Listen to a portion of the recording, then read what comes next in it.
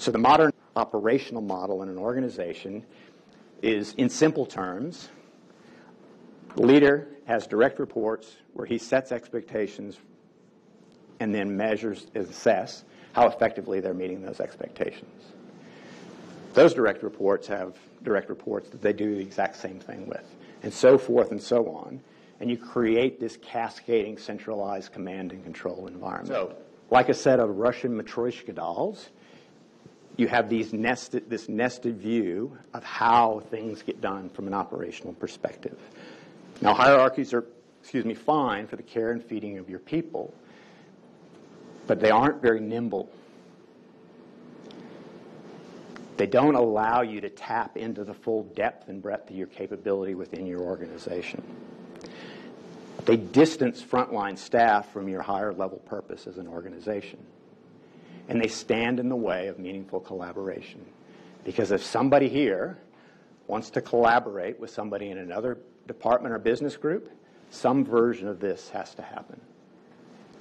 And if you have silos through your organization, or God forbid, you have contractual lines through that organization, it becomes very, very difficult to make that sort of collaboration be an effective thing that you're doing. A much more effective operational model for driving meaningful collaboration is one where the people that know the most about the work that you're trying to improve or optimize or develop are gathered together in teams at the edge of your organization. Those teams are made up of cross-functional groups. They are across reporting lines with the people that have the skills and expertise and knowledge to be able to improve, develop, optimize the work that you're trying to improve and develop. And not just the people that do the work, but those people that will be affected by their optimization efforts. The leadership then sits at the center of that organization, and their role is to set strategic direction. It's to establish and maintain that execution framework. And it's to support and enable those project teams so they have the ability to do their work as best they possibly can. So I twigged to this geometric perspective on the operational model when I was listening to a TEDx talk by a guy by the name of Michael Henderson. Michael describes himself as a corporate anthropologist. And that's because he's brought his educational background in anthropology and 20 years of actually studying tribal cultures in the field to the corporate environment.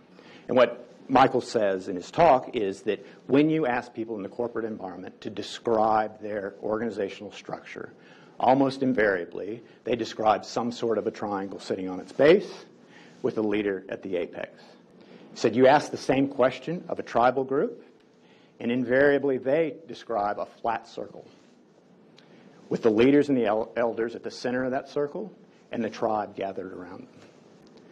And unlike the corporate environment, where 20% of the people are doing 80% of the work, probably more accurately, 20% of the effort generates 80% of the value. In a tribal environment, 90% of the people are doing 100% of the work.